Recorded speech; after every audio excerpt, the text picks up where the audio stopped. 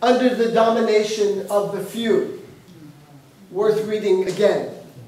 Armies, debts, and taxes are the known instruments for bringing the many under the domination of the few. No nation could preserve its freedom in the midst of continual warfare. No nation could preserve its freedom in the midst of continual warfare. And I submit to you that since September 11th, 2001, the United States has been in a constant state of war. In fact, if we go back a little bit, not too far, some of you can even remember World War II or have heard about it. Since 1945, the United States has either been at war or preparing for war without any significant period of peace. We have become the warfare state. We have become, as Seymour Melman, who was a sociologist at Columbia University, said, the permanent war economy. It's not by accident that the Pentagon puts components of the military machine in each congressional district in the country. This is a way of securing votes for these gold-plated weapon systems, which are supposed to, protect us from whoever the enemy du jour is. Be it the Taliban, Al-Qaeda, soon to be China coming to a cinema near you, soon to be China on the marquee, or in the past the Soviet Union, Spain, Cuba, whatever enemy is threatening the United States, always used as a justification for the war machine. Dwight David Eisenhower had his finger on this, and he's someone who knew about the military, right? Five-star general of the army, commander of all Allied troops in Europe, leader of the D-Day invasion, two-time Republican president. He warned the country on January 17th, 1961, as he was leaving the White House. Would it that he had said something earlier, but as he was leaving the White House and the brave new, the new frontier was about to enter, Eisenhower warned the country about what he called the military-industrial complex. He said it was very dangerous, and he kind of saw it as a new development. And he said in the same speech, the potential for the disastrous rise of misplaced power exists and will persist. We must never let the weight of this combination endanger our liberties or democratic processes. We should take nothing for granted. And then in the very next paragraph, which is never quoted or cited, Eisenhower said, there is an antidote to the military-industrial complex. There is something that the people can do, and that is to get informed, to be knowledgeable, to be able to resist the propaganda that is flowing 24/7 from the State Department and the White House, and is then picked up and repeated ad nauseum by the corporate control media. That the United States is defending freedom in the world, it's dedicated to liberty and spreading democracy, it wants free markets, it believes in human rights and even the rights of women around the world. Although when it comes to the rights of women right here in the United States, well, that's another issue to be negotiated with the Republican right, as choice for women shrinks and becomes increasingly difficult to obtain.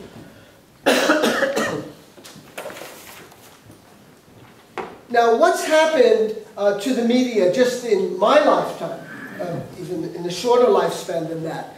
It has shrunk and shrunk and shrunk. There has been a tsunami of mergers and takeovers and concentration of the media in the United States.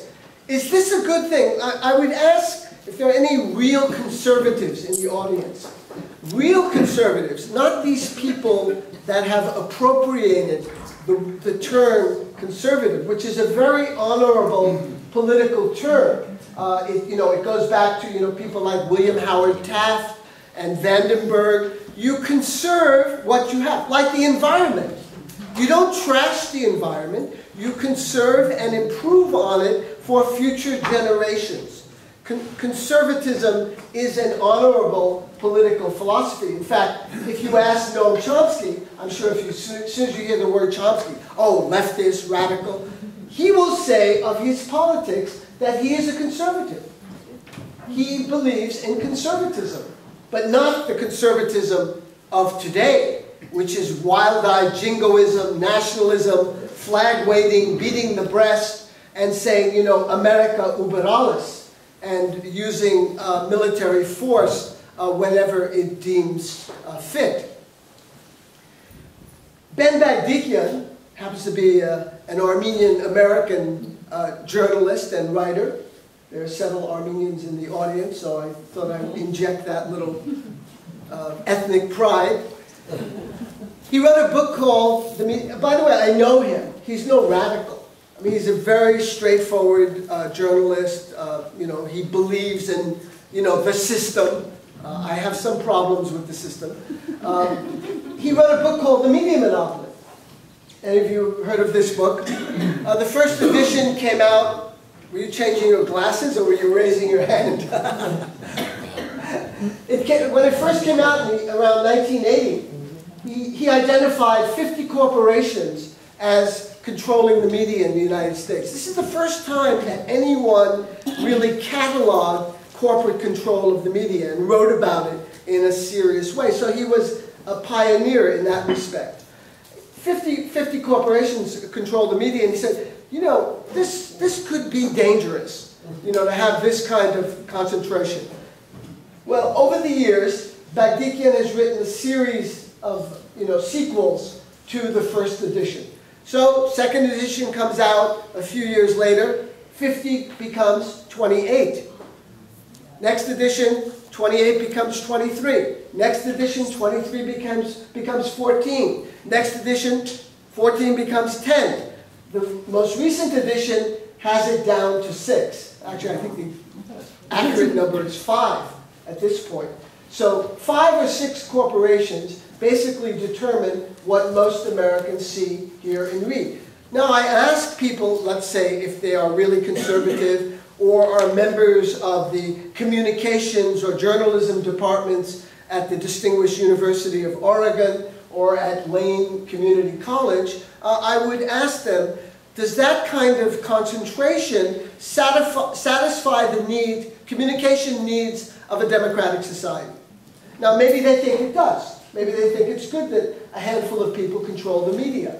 I, of course, would beg to differ and think that it's very unhealthy that the microphones, the cameras, the magazines, the print is all controlled by just a handful of profit-making corporations who are interested in sensationalism. So, as they go from the superficial, Anna Nicole Smith and Hannah Montana and American Idol, to the deeply shallow of Lindsay Lohan, Ben Roethlisberger's sexual escapades and his suspension from the Pittsburgh Steelers, and the Tiger Woods sex scandal.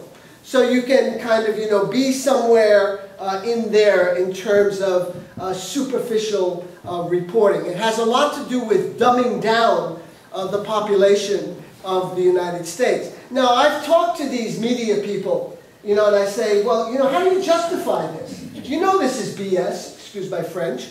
This is rubbish, this is trash.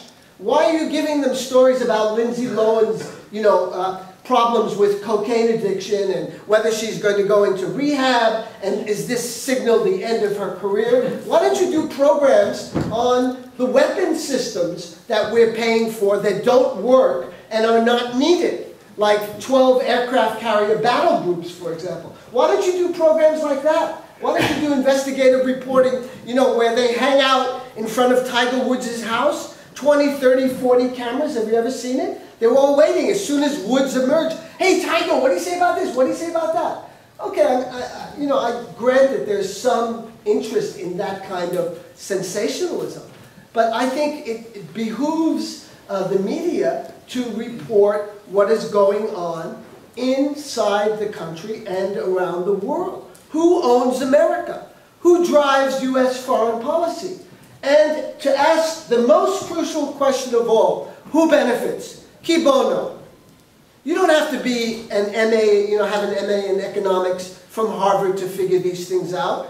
Who benefits from the war machine? Are you benefiting? Are we benefiting? Are people in Eugene benefiting? I heard today on KLCC a report that 6 schools are threatened with closure here in your city. So who is benefiting from the war machine? Now these apologists for this type of, if it bleeds, it leads reporting, they say to me, when I ask them about it, we're giving the American people what they want. Well, and I say, if you keep serving a kid pizza and vanilla ice cream 3 times a day, 7 days a week, 365 days a year, that kid is going to get used to that kind of diet and think that's all there is out there. Pizza, vanilla ice cream, and maybe Coke and Pepsi. That's our great choices here. Coke and Pepsi. We have a Coke and Pepsi political system.